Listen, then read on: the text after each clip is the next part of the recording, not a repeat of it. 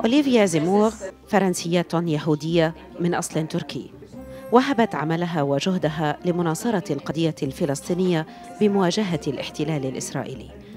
ترى أن الموقف الغربي الداعم لإسرائيل على حساب الفلسطينيين خلل في وظائف النظام الديمقراطي، وهذا رأي مختلف عن النظرة النمطية للمسلم والعربي تتمتع به شريحة واسعة من المثقفين الفرنسيين، منهم أوليفيا زيمور وفرانسيس كومب وجون شارل مارشان، وأيضاً سياسيون ومثقفون عرب، منهم الروائي وسيم الأعرج والشاعر عيسى مخلوف والسياسي إلي حاتم.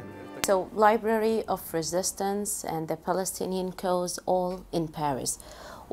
What is it? Why are you doing this, Mrs. Olivia? Every day there are Palestinians whose lands are stolen, more Palestinians expelled, children in jail, Palestinian children in Israeli jail, and houses demolished and so on. And so we think that there is a people that is in danger, and we should not look the other side of the road when we know that all this is happening. And we think that what is happening there is also a test to know how far we can go, our governments can go to negate human rights and international law. And if we accept this negation of human rights and international law, because we have signed UN resolutions, we have signed Geneva Conventions, and if all this now is rubbish and goes to the dustbin, it will be the same for us afterwards. Do they like what you're saying here in France? No, I am considered as a radical or extremist, importing the Palestinian-Israeli conflict in France, while our governments, the French government, because we live in France, is helping every day the Israeli occupier, buying thousands of drones and collaborating on a commercial, cultural, scientific basis. So, of course, the people who do not accept this, who try to do something about it, I mean citizens, just like we did during South African apartheid, boycott Israeli goods, for example. The government is suing women and men who decide not to buy Israeli goods. Okay. Apart from the government, how about the French people? Like your library here is all about the Palestinian cause and other causes. As you call it, it's a human case. So you are a human rights defender, right, by large.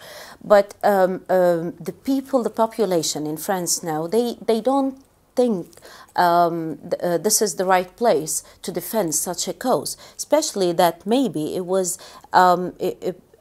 related to the Arabs, to the terrorism, to all those line. How do you explain that for French people? No, I think that even though there is a terrible propaganda, and when you watch television and you listen to radio and you read the media, I mean the general media, you will always have the Israeli propaganda. Palestinians are terrorists, all terrorists, and Israeli is just a small country defending itself against terrorists. I think that this doesn't work any longer. And we had polls in France, in Europe, and 69% of the French population and European population say that Israel is the bigger threat for peace in the world. 60%. 69. 69, almost 70%. Yes. Okay. So but you were telling me some people attacked your bookshop. Yes, but not some people. It's not some people. It's extremist, fascist Jewish groups, Kahana movement, that are even forbidden in the United States as terrorists.